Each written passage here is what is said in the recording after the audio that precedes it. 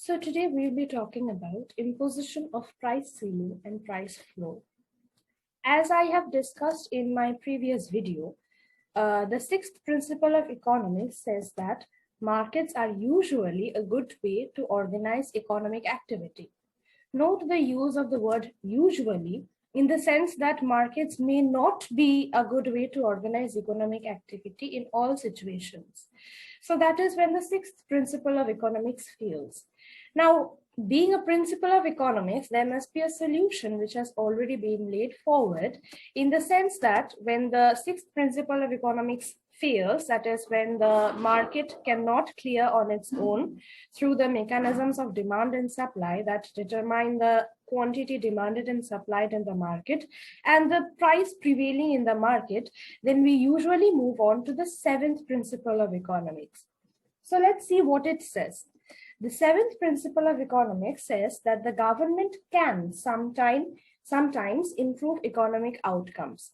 So essentially, when the market fails to operate and give the socially optimum outcome, it is the government that plays a major role in improving the economic outcome or the improvement of the outcome that the market provides.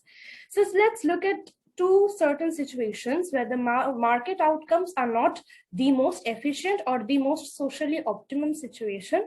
And in those cases, how the government can intervene in the market system so as to result in a better or a socially more appreciable outcome.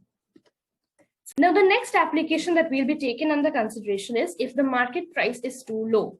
So what happens when the market price is so low that the producers of the commodity are not essentially getting any welfare out of it? So say suppose there's a commodity that producers spend a lot of time and effort to produce, but however, the market forces are such that the free market price is very low and the producers are not getting enough remuneration to satisfy their demands. So what happens is, let's look at the diagram again, such as before, so as to analyze the situation at hand. Again, we are taking price on the vertical axis and quantity on the horizontal axis, the conventional way. And we have a positively sloped supply curve and a negatively sloped demand curve.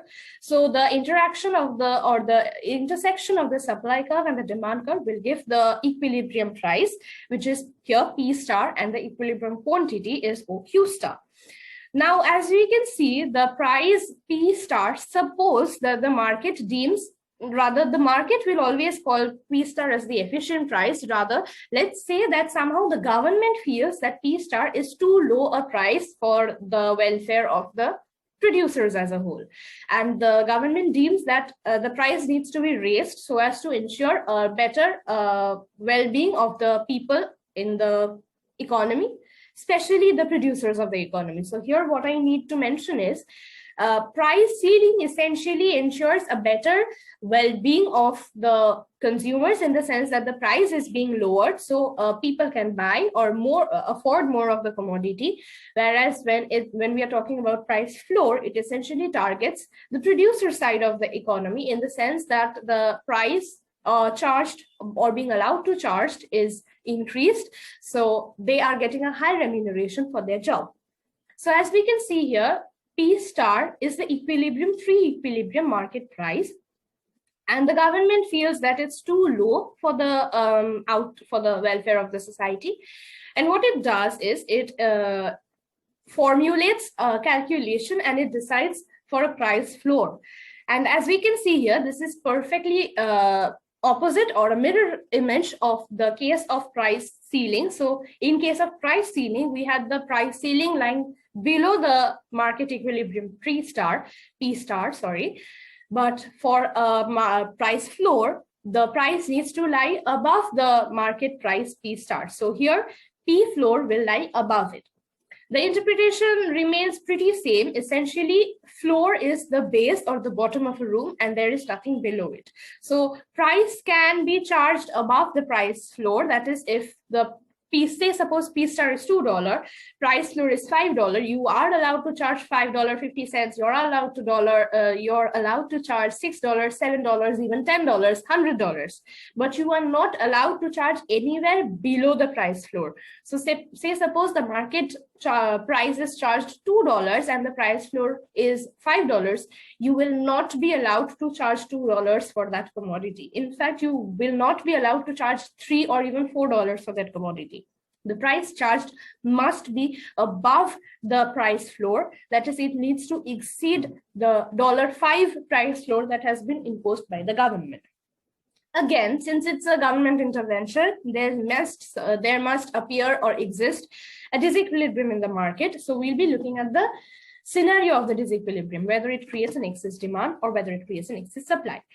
So the quantity demanded will be given by the intersection of the demand curve and the price floor price line, which is set by the government. So as we can see here, in case of a price floor, quantity demanded, which is actually a very small quantity, as you can see from the diagram, is OQD.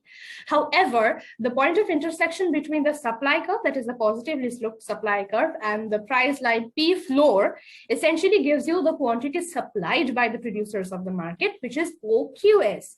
So here, essentially, we can see that OQS is larger than OQD in the sense that there is an excess supply in the market. So what happens is there are people who are willing to supply more of that commodity because the price has increased. That is, it's standard law of supply, which says that if the price of a particular commodity increases, the quantity supplied of that commodity will increase, which is the law of supply.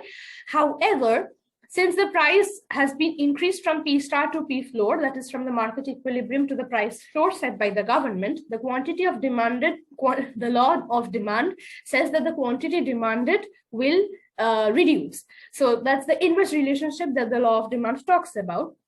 And as a result, we have a fall in the quantity demanded, and there is a net disparity between the quantity demanded and the quantity supplied in the market.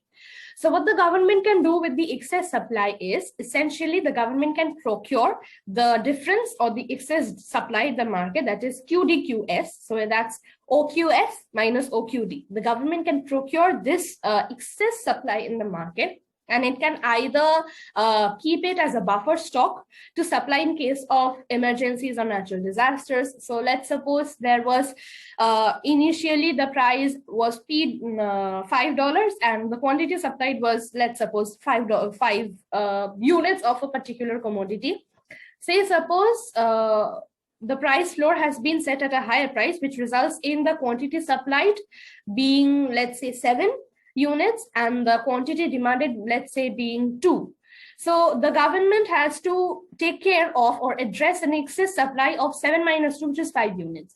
So what the government can do is the government can procure these 5 units at the said price floor so as not to affect the remuneration of the producers.